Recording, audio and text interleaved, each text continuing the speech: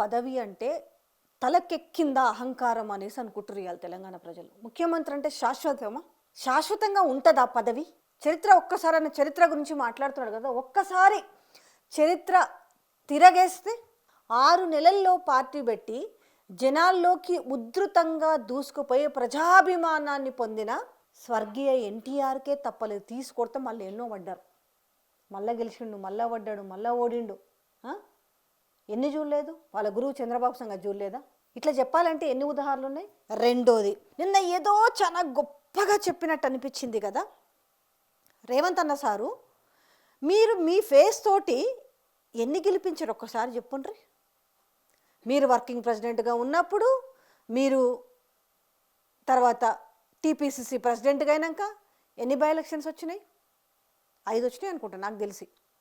మీరు working and president అయిన తర్వాత నాగార్జున సాగర్ గెలిపించుకొచ్చిరా. దాని తర్వాత నాగార్జున సాగర్ వరకు మీరు ఆల్మోస్ట్ ఎంపీ కూడా అనుకుంటాను. హుజూరాబాద్, హుజూర్ నగర్ అప్పటికి కూడా మీరు ఎంపీనే. సో లాస్ట్కు మున్గోడు కూడా వచ్చింది కదా, కనీసం డిపాజిట్ కూడా రాలే కదా. దాని తర్వాత జిహెచ్ఎంసీ ఎలక్షన్స్లో వచ్చినాయి, ఎమ్మెల్సీ గ్రాడ్యుయేట్ వచ్చినాయి. దేంట్లో మీరు మీ యొక్క పర్సంటేజ్ని చూపించారు? ఎంతమందిని గెలిపించుకొచ్చారు? 2018లో కొడంగల్ ఓడిపోలేదా? కొడంగల్ ఓడిపోయారు. దాని తర్వాత కింద మీద పడ్డారు, ఎంపీ అయినరు. ఎవరికైనా ఒక కొన్ని రోజులు వెలుగు, కొన్ని రోజులు చీకటి అన్నట్టుగా ఉంటుంది కదా. మీరు ఓడినరు, మీరు గెలిచిండ్రు, మంచిగా ముఖ్యమంత్రి అయ్యారు. దాన్ని చాలా హుందాగా బిహేవ్ చేయొచ్చు కదా.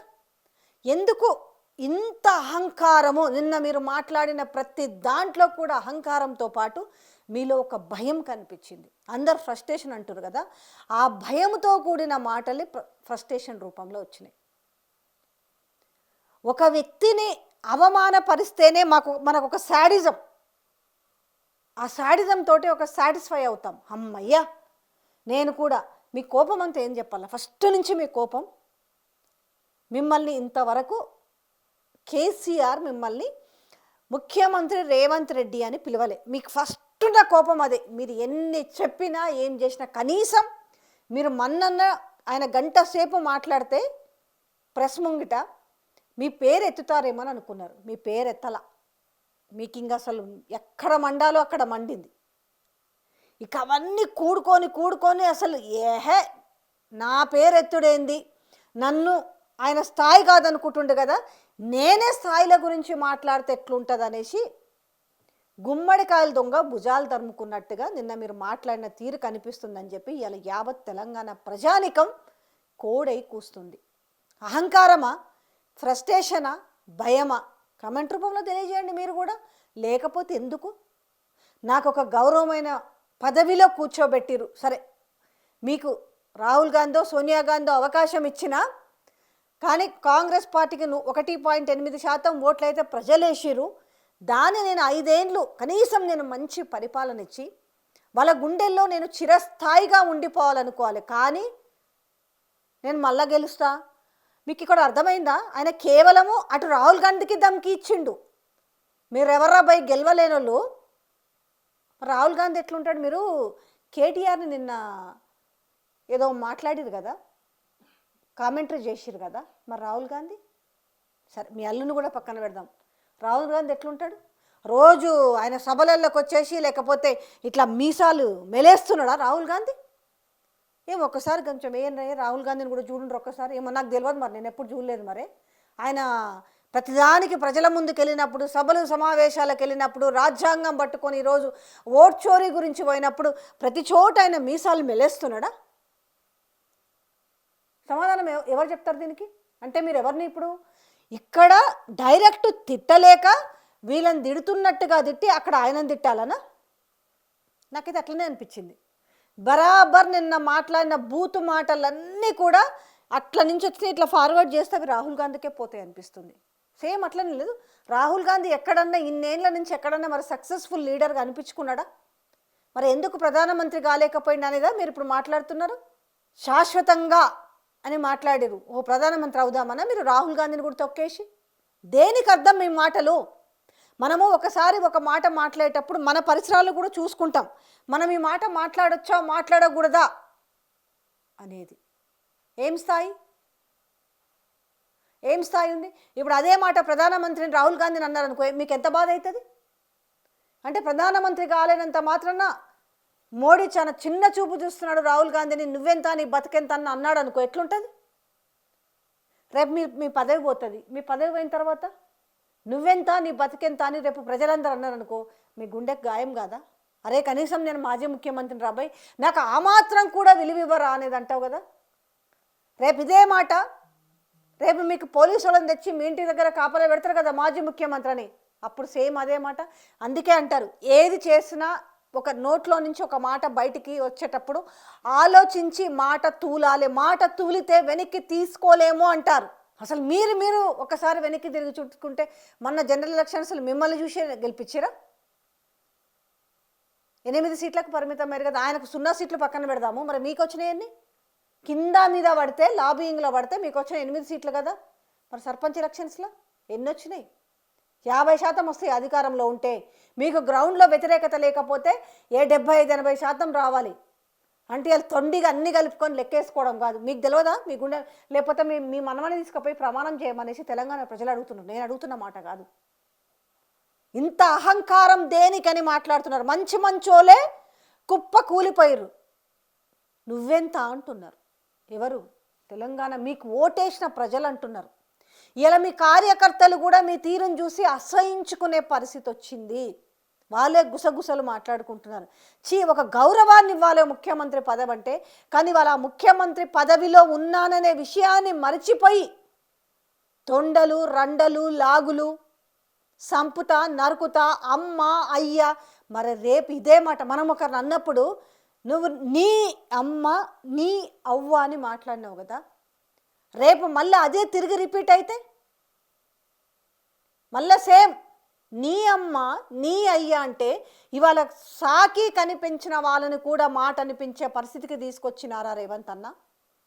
ఇది మంచి పద్ధతా అని అడుగుతున్నారు తెలంగాణ ప్రజలు. ఇంత అహంకారమా? చరిత్ర మర్చిపోయినరా? చరిత్ర నిలిచిపోతావా? శాశ్వతంగా పుట్టుకతోటే ముఖ్యమంత్రివి, చావుడు కూడా ముఖ్యమంత్రితోటే పోతావా? నేను రాజకీయాల్లో ఉన్నంత వరకు రాని అనంటే మీ చేతిలో ఉందా? రాజ్యాంగం కూడా మీ చేతిలోనే ఉందా? రాజ్యాంగాన్ని మీరే లిఖిస్తున్నారా తిరిగి? మళ్ళీ రాహుల్ గాంధీ ప్రధానమంత్రి కాలేక నానా తిప్పలు పడుతూ ఉన్న సీట్లన్నీ కోల్పోయి ముక్కుతా మూలుగుతా 3 రాష్ట్రాలలో ఉన్నారు. కర్ణాటక ఏమవుతుందో తెలియదు, తెలంగాణ ఏమవుతుందో తెలియదు. అన్నిట్లలో ఊడ్చుకుంటూ వస్తారు కదా. అంటే ఫెయిల్యూర్ లీడర్గా ఎవరిని జమ కడుతున్నారు? అంతే కదా, రాహుల్ గాంధీనే కదా. బీహార్లో ఎన్ని వచ్చినాయి? సింగిల్ డిజిట్ వచ్చింది.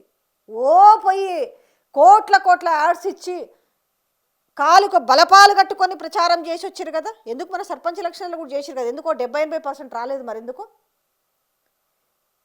మీ తెలంగాణ ప్రజలకు అర్థం కాంది ఏంటంటే, డైరెక్ట్గా తిట్టలేక రాహుల్ గాంధీని ఈ పొల్లుగా తిట్టిన బూతులన్నీ రాహుల్ గాంధీకి సోనియా గాంధీకి నిజంగా చెప్పాలి. ఎందుకంటే ఈరోజు వాళ్ళు ఫెయిల్యూర్ లీడర్స్గా ఉండిపోయారు. మరి మీ మాటల ప్రకారమే చెప్తున్నాం, ఎవరు అంటలేరు, అందరికీ రెస్పెక్ట్ ఉంది. కానీ ఈరోజు కుటుంబాన్ని వాళ్ళ కల్వకుట్ల కుటుంబాన్ని అంటారు. కానీ నాకు తెలిసి ఈరోజు మీరు మాట్లాడుతుంది మీ మనసులో ఉన్నది కానీ గాంధీ కుటుంబాన్ని సర్వనాశనం చేస్తా అంటున్నారు.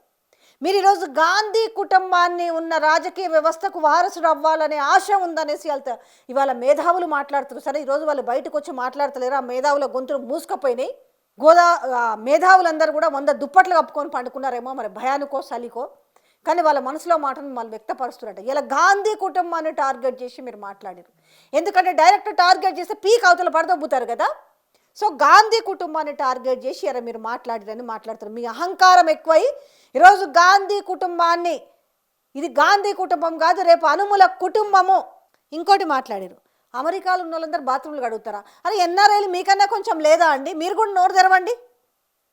కడిగితే కడుగుతారేమో, తప్పే ఉంది. డిగ్నిటీ ఆఫ్ లేబర్ పని చేసుకోరా? ఈయన గతంలో పెయింట్లు వేసుకోలేదా? తప్ప?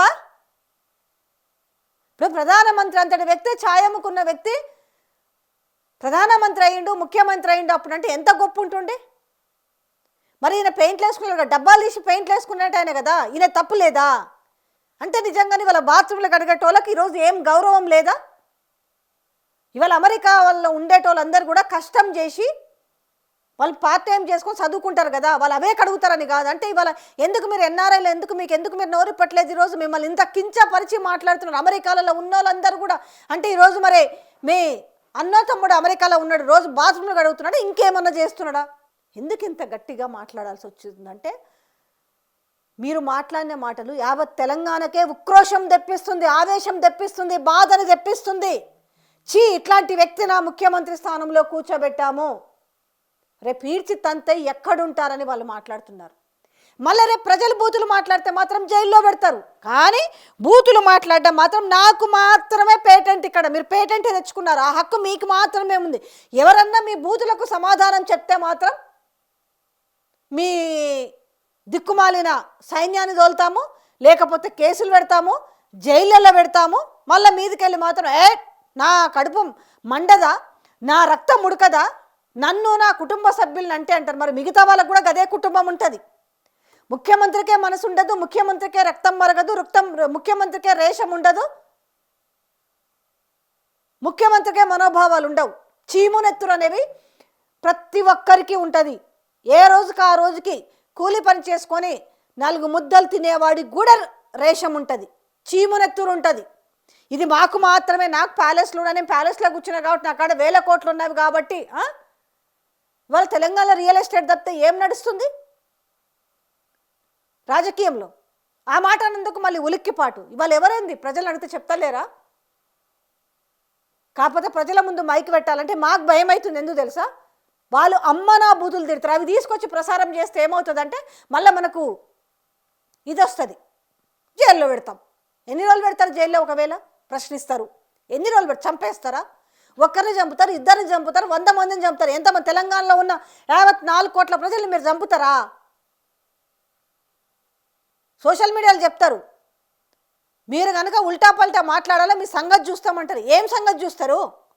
ఇంత బురద చల్లుతారు, అంతగా దిగజారి ఉన్నారు.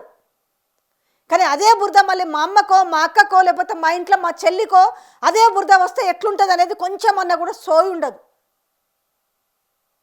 సోషల్ మీడియాలో మీ కుక్కలు కూడా ఇష్టం వచ్చినట్టు అరుస్తున్నాయి. అంత అహంకారం మంచిది కాదు. మేము కూడా యాదికి పెట్టుకుంటాం. మీరు శాశ్వతం కాదు, గుర్తుపెట్టుకోండి. ఎల్లకాలం మీరు కాదు, చచ్చేదాకా గుర్తుపెట్టుకుంటాం. మా సమయం వచ్చినప్పుడు ఎవడెవడైతే ఇలా ఎకిలి మాటలు మాట్లాడుతున్నాడో, ఎవడెవడైతే ఎకిలి రాతలు రాస్తున్నాడో, ఎవడెవడైతే బురద జల్లుతున్నారో మేము కూడా యాదికి పెట్టుకుంటాం. మేము కూడా ఏం మర్చిపోం.